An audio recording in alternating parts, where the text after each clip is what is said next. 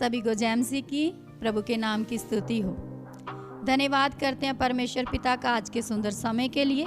आइए हम वचन में जाएंगे और हम सीखेंगे यीशु के साथ संगति कैसे करें।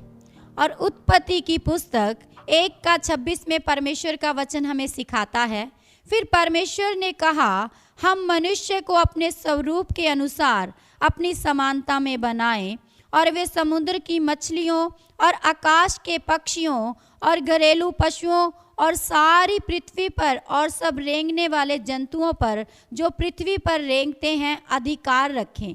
यहाँ पर हम परमेश्वर, पुत्र, यीशु और पवित्र आत्मा की संगति को देखते हैं। यहाँ पर पिता, पुत्र, पवित्र आत्मा ने मिलकर संगति किया और इसी संगति को परमेश्वर मनुष्य से भी चाहता है। मनुष्य को इसीलिए इस धरती के ऊपर परमेश्वर ने उत्पत्ति किया है। मनुष्य को इसीलिए इस संसार में प्रभु ने अपने हाथों से बनाया है। और यहाँ पर पिता परमेश्वर ने इकट्ठे होकर पुत्र यीशु के साथ और पवित्र आत्मा के साथ मिलकर मनुष्य को अपने स्वरूप में बनाया। और यहाँ पर साफ और स्पष्ट रीति से हम देख सकते हैं, पिता परमेश्वर ने कहा, हम मनुष्य को अपने स्वरूप के अनुसार अपनी समानता में बनाए। तो यहाँ पर परमेश्वर पिता अकेले नहीं थे मनुष्य को बनाने के लिए, बल्कि पुत्र यीशु उनके साथ था, पवित्र आत्मा उनके साथ थी। और हम एक गहरी संगति को उन तीनों के बीच में जो त्रिएक परमेश्वर है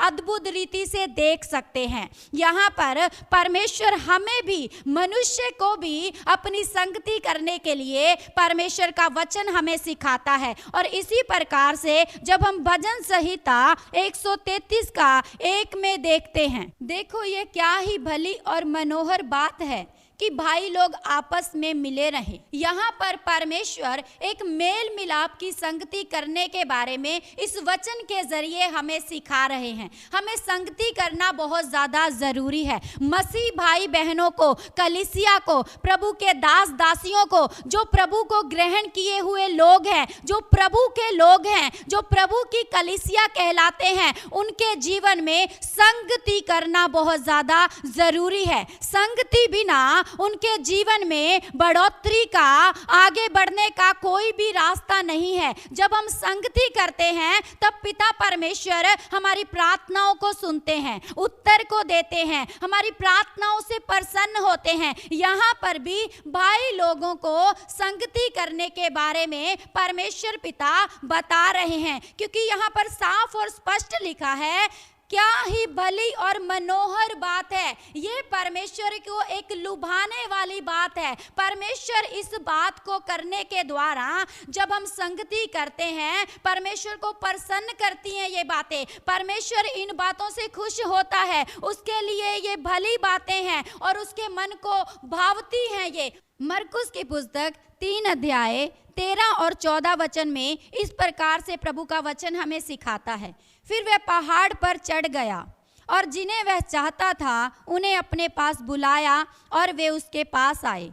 तब उसने 12 पुरुषों को नियुक्त किया कि वे उसके साथ साथ रहें और वह उन्हें भेजे कि वे प्रचार करें। यहाँ पर भी हम एक संगति को देख रहे हैं। यहाँ पर यीशु मसीह चेलों के साथ संगति करना चाहता था, इसीलिए प्रभु यीशु मसीह ने 12 चेलों को नियुक्त किया, उनका चुनाव किया, क्योंकि साफ और स्पष्ट रीति से वचन बताता है कि उसने 12 चेलों को नियुक्त किया कि वे उसके साथ साथ रहें। साथ साथ रहने का अर्थ ये है कि संगति करने के लिए परमेश्वर ने उनका चुनाव किया, यीशु मसीह ने उनका चुनाव किया। और यीशु मसीह चाहता था कि वो 12 चेले उसके साथ संगति करें, उसके साथ प्रार्थना करें, उसके साथ साथ चले। मेरे प्रियो, इसी तरह से हमें भी जिस प्रकार से यीशु मसीह चेलों के साथ संगति करना चाहता था और हमें भी यीशु मसीह ने चुना कि हम भी संगति करें, क्योंकि जो परमेश्वर के लोग हैं उन्हें एक संगति करने के लिए जोड़ा गया है। अभी एक कलीसिया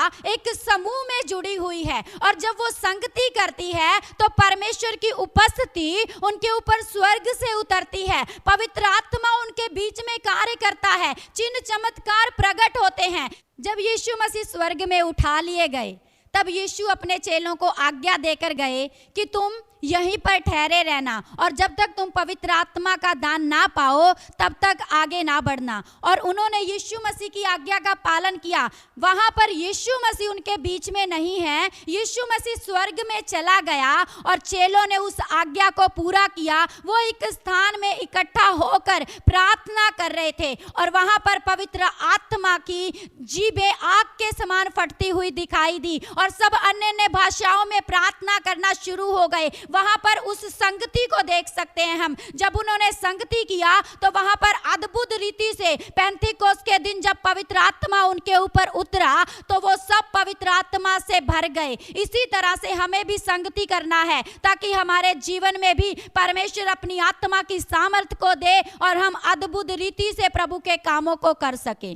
प्रेरितों की पुस्तक 2 अध्याय और 41 वचन में लिखा है, अतः जिन्होंने उसका वचन ग्रहण किया उन्होंने बपतिस्मा लिया और उसी दिन 3000 मनुष्यों के लगभग उनमें मिल गए और वे प्रेरितों से शिक्षा पाने और संगति रखने और रोटी तोड़ने और प्रार्थना करने में लौलीन रहे।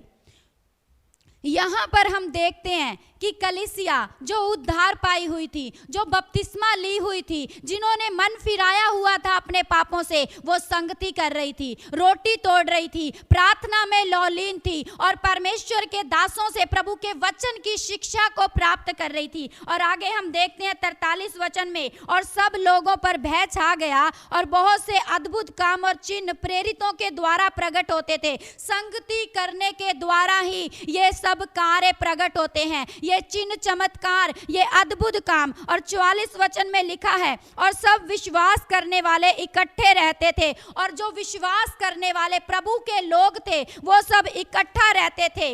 और यहाँ पर आगे हम इस वचन को देखते हैं, 46 वचन में लिखा है, वे प्रतिदिन एक मन होकर मंदिर में इकट्ठे होते थे और घर घर रोटी तोड़ते हुए आनंद और मन की सिधाई से भोजन किया करते थे। यहाँ पर हम देखते हैं कि वो परमेश्वर की स्तुति करते थे। जब वो इकट्ठे होते थे तो आराधना करते थे, वो बाइबल को पढ़ते थे, प्रभु के वचनों को सीखते थे और जो उद्धार पाते थे उनको प्रभु प्रतिदिन उस कलीसिया में मिला देता था। तो इसी तरह से जब हम संगति करेंगे, जब हम परमेश्वर के वचनों में आगे बढ़ेंगे, परमेश्वर की आज्ञा को मानेंगे और संगति के लिए ललायित हो जाएंगे, हमारे अंदर तड़प होगी कि हमें परमेश्वर के साथ संगति करना है, हमें परमेश्वर के लोगों के साथ संगति करना है, हमें परमेश्वर के दासों के साथ संगति करना है, हमें कलीसिया के साथ संगति करना है। तब परमेश्वर के जो अद्भुत कार्य हैं वो प्रकट होंगे, लोग उद्धार को पाएंगे, लोग मन फिराएंगे। क्योंकि जब प्रभु के लोग इकट्ठा होते हैं तो वो आपस में समय को बर्बाद करने के लिए नहीं,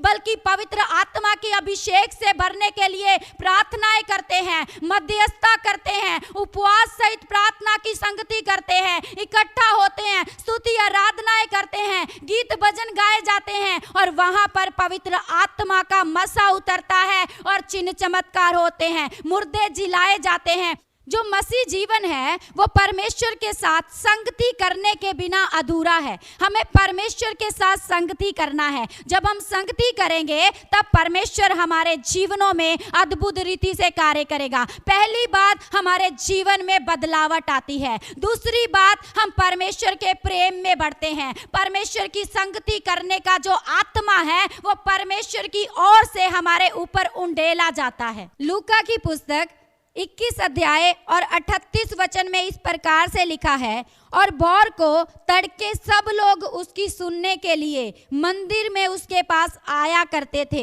यहाँ पर हम देखते हैं यीशु मसीह के पास उसकी सुनने के लिए, उसके वचन को सुनने के लिए लोग उसके पास आया करते थे। इस प्रकार से नहीं लिखा कि एक दिन आया करते थे, यहाँ पर लिखा है लोग उसके पास मंदिर में आया करते थे। तो यहाँ पर निरंतर यीशु मसीह से उसके वचनों को सुनने के लिए लोगों की भीड़ उसके पास थी। लोग परमेश्वर के वचन को सुनने के लिए आया करते थे और हमें भी यीशु मसीह के वचनों को सुनने के लिए इसी तरह से संगति करना है ताकि परमेश्वर हमारे जीवनों में कार्य करे। जब हमने यीशु मसीह को अपना उद्धारकर्ता ग्रहण कर लिया है तो हम निरंतर संगति करते रहें। हम व्यक्तिगत प्रार्थना में घर में प्रभु के साथ संगति करें, हमारे परिवार में प्रभु के साथ संगति करें, और चर्च में आकर कलीसिया के साथ हम संगति करें, प्रभु के दासों के साथ हम संगति करें, क्योंकि संगति बिना हमारा मसीह जीवन अधूरा है और संगति ही हमारे जीवनों में अद्भुत कामों को करती है। इस वचन के जरिए प्रभु आप सबको बहुत आशीष करे। सभी को जय मसीह की। एलोहिम गॉड चैनल को